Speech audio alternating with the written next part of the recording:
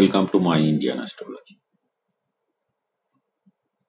Today I'll discuss about property inheritance.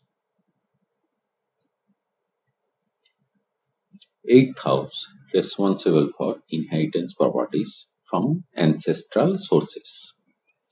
This house also responsible for donation received, gifts received, and effortless money earned.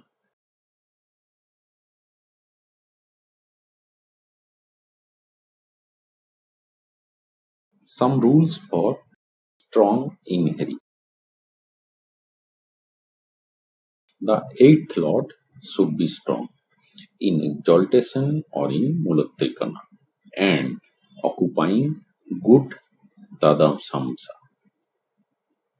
If your 8th lord in a good position in your Kundali or Lagna chart or natal chart, but in bad position in Dadamsamsa, then there should be some litigation.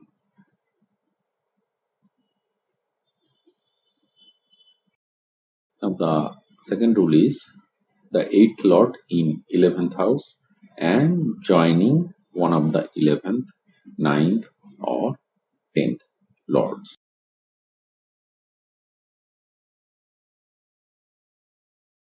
The 8th lord in aspect to a powerful sun or moon. The 8th lord falling in many Vargas ruled by the lord of 9th or 5th.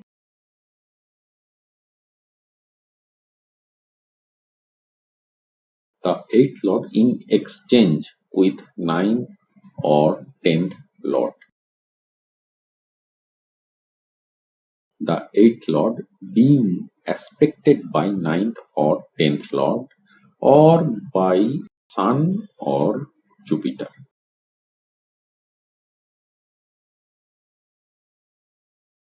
The 8th lord in the second house along with second lord or Jupiter. The 8th and 11th lords in mutual aspect from a good houses.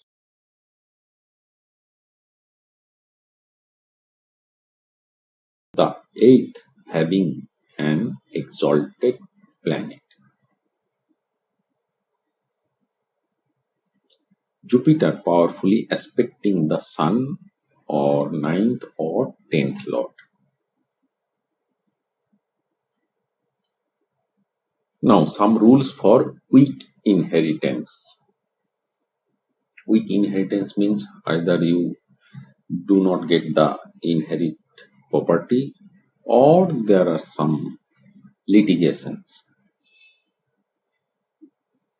The rules are the 8th in the 6th house. That means the 8th lord in the 6th house. The 8th lord conjunct with Saturn.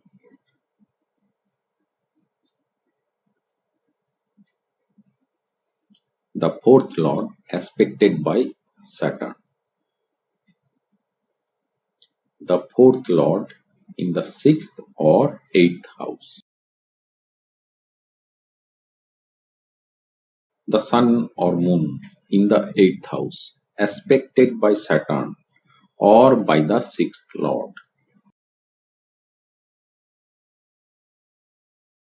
Rahu in the 8th house or in the 7th.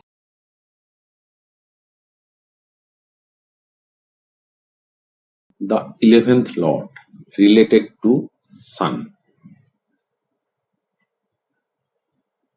The 8th or 9th lord in retrogression. This is the end of the video.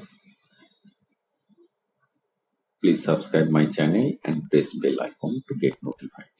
Thank you.